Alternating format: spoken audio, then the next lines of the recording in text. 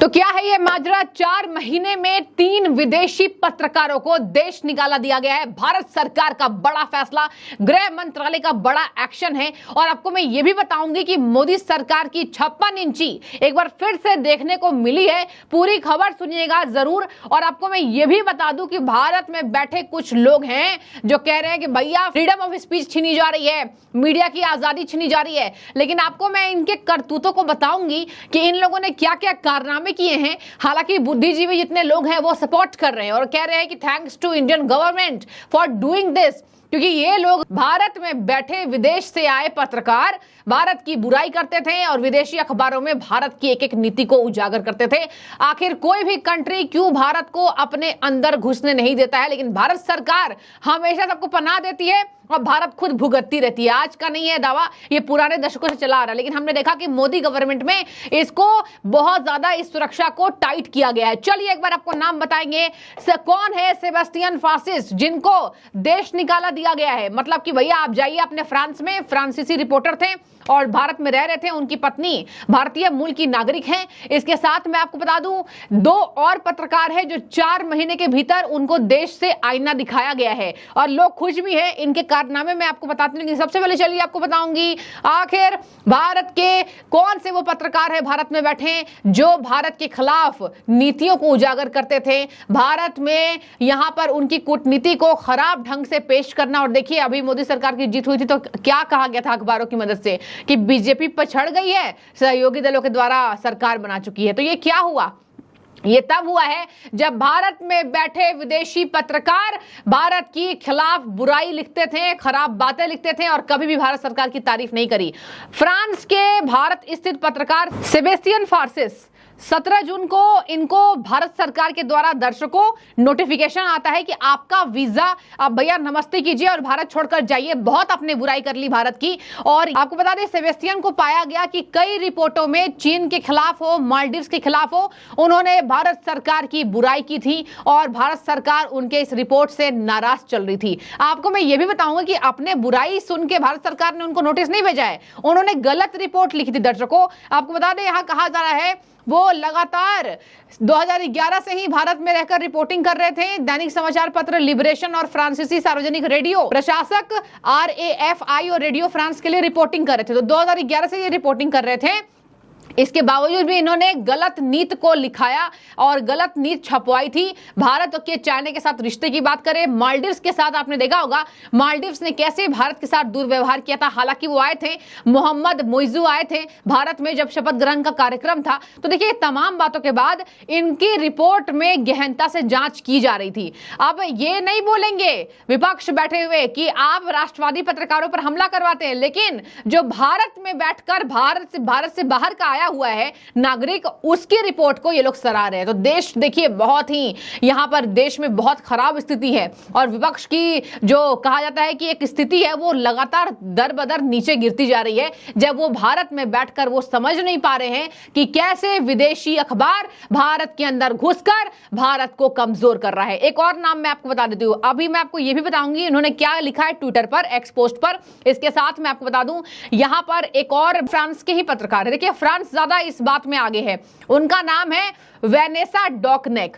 उनको भी दर्शकों निष्कासित कर दिया गया है और ये बोलकर कि भैया आपने 20 सालों से भारत को कवर आपने किया, अब भैया जाइए आपका समय आ गया है। और 16 फरवरी को ही मोदी सरकार ने उनके वीजा को वापस से परमिशन देने से रोक लगा दी थी। इसके साथ मैं आपको बता दूं यहां पर कहा जा रहा है एक और पत्रकार है अवनी डायस ने भी भारत की नीतियों को गलत तरीके से विदेशों में छपवाया।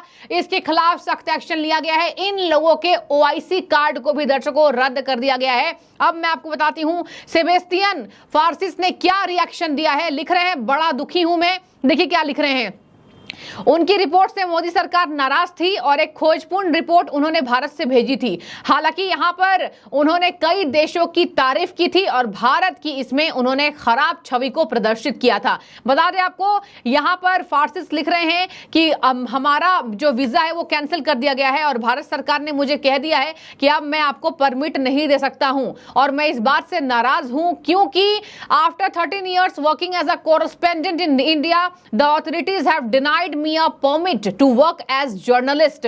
I have thus been forced to leave the country. Here is my statement. फार्सिस ने अपने पूरे स्टेटमेंट को ये बताया है कि 17 जून को हमारे पास एक नोटिस आता है कि आपको फोर्सफुली भारत को छोड़ना होगा। तो दर्शकों, इन लोगों के ऊपर एलिगेशंस हैं, ऐसे इनको हवा में नहीं निकाले जा रहे हैं। इसके साथ मैं आपको बता दूं, यहां पर कहा जा रहा है कि यहां भारत में आकर के फार्सिस यानी सेबेस्टियन फार्सिस उनकी ज्यादा रिपोर्ट गलत पाई गई है और कहा जा रहा है कि आज का ये कारनामा नहीं है मोदी सरकार का। मोदी सरकार बहुत दिनों से नजर बनाए हुए थी। देखिए, भारत के तो जर्नलिस्टों को जो गलत सलत अखबार में कुछ भी छाप देते उन पर कोई कार्रवाई नहीं होती है, लेकिन कम से कम विदेश से आया हुआ कोई नागरिक है उस पर तो भारत सरकार रिस्ट्रिक्ट एक्शन लेगी। चलिए, भारत के दुश्मनों से तो भारत में निपट लिया जाएगा, लेकिन विदेशों के दुश्मन से भारत सरकार कैसे निपटेगी? तो देखिए, सारे आरोपों को यहां पर सिरे से नकारते हुए भारत सरकार ने यह काम कर दिया है। इसके साथ मैं आपको देखिए क्या बताऊं, गृह मंत्रालय ने वेनेसा डोनियाक को नोटिस भेजकर कहा था उनका काम भारत के हितों को प्रभावित करना है, द्वेषपूर्ण है आपकी पत्रकारिता। इस नोटिस में कहा गया उनकी पत्रकारिता आलोचनात्मक है भारत सरकार के खिलाफ। और आज देखिए कैसी विडंबना है कि भारत के लोग बैठ करके इन तीनों फ्रांस के जर्नलिस्ट के लिए आंसू बहा रहे हैं कि इनको भारत ने निकाला दे दिया और कह रहे हैं फ्रीडम ऑफ स्पीच मोदी छीन रहे, तानाशाही हो गई है। मतलब अगर सरकार को अपने देश को मजबूत करना है तो यह सुनना है कि मोदी सरकार तानाशाही हो गई। तो इससे अच्छा है कि तानाशाही शब्द मोदी सरकार के लिए सुगम है। आपको मैं एक और बात बता दूं, इस बार जो वर्ड्स का चयन किया गया विपक्ष के द्वारा कि मोदी सरकार तानाशाही है, इसके साथ लोकतंत्र खतरे में है, इससे इतना बड़ा नुकसान हुआ है कि आज विदेश में तालियां बजाई जा रही थी कि अच्छा होता मोदी सरकार इंडिया में नहीं आते, क्योंकि इंडियन गवर्नमेंट ने जब से मोदी सरकार इस सत्ता में आई है, भारत में आई है, भारतीय प्रधानमंत्री नरेंद्र मोदी बने हैं, तब से इंडिया मजबूत हुआ है और इसको कोई भी नकार नहीं सकता है। और यही वजह है कि यहां पर कल मैंने आपको बहुत बड़ी खबर बताई थी कि कैसे इटली से बंद दस्तावेज आए हैं और ये बताते हैं कि अगस्ता वेस्टलैंड में कांग्रेस ने 600 करोड़ से अधिक का भी घोटाला किया था। सॉरी, मैं गलत हूं, तो वो जो आंकड़े हैं यहां पर और भी ज्यादा बताए जा रहे हैं। तो आखिर ये इटली में गए प्रधानमंत्री, तो आप इसको कम मत समझिएगा,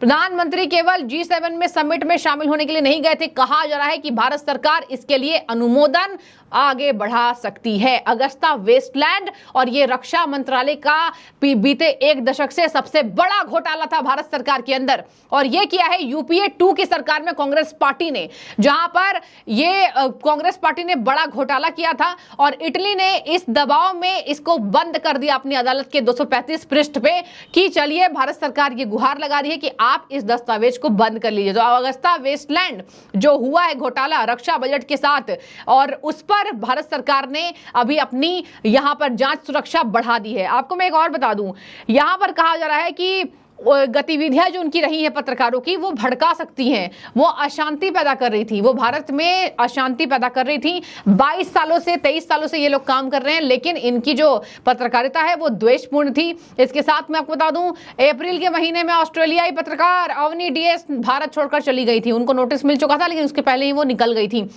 तो मैंने आपको बता दिया, एक पत्रकार को तो वो एयरपोर्ट पे आए थे, इंडियन एयरपोर्ट पे, और उनको कहा गया वहीं से चलता किया बना कि भैया आप यहां से जाइए, आपको इंडिया के अंदर प्रवेश करने का हम आपको वीजा नहीं देते हैं और आपके वीजा को आगे परमिट नहीं करते हैं, तो आप अगर भारत आए हैं तो आप यहां से चले जाइए। तो आपको मैंने 3-4 नाम बताए और ज्यादातर फ्रांस के पत्रकार है। तो देखिए फ्रांस कैसी नजर देश पर रखता है। ये जो देश है ये दिखावा करते हैं कि मोदी गवर्नमेंट स्ट्रांग है, लेकिन इनकी मजबूरी है दर्शकों, और यही वजह है कि भारत के दुश्मनों से कैसे निपटे, विदेश से तो निपट जाएंगे। तो आपको मैंने ये बहुत अहम खबर बताई है, इस पर नजर बनाए रखिएगा और मैं भी आपको अपडेट दूंगी। लेकिन ये फिलहाल मोदी सरकार का बड़ा कारनामा है और 1-2 रिएक्शंस मैं जल्दी से ले लेती हूं और मैं आपको बताती हूं कि इस पर भारत के लोग कितने खुश हैं और भारत के लोग इस बात पर क्या कह रहे हैं, कैसे यहां पर मोदी सरकार का सपोर्ट किया गया। देखिए क्या लिखा गया है। सेबेस्टियन के रिप्लाई पर यहां पर एक यूजर लिख रहे हैं, just check your timeline, you seem to be working for the opposition party in India.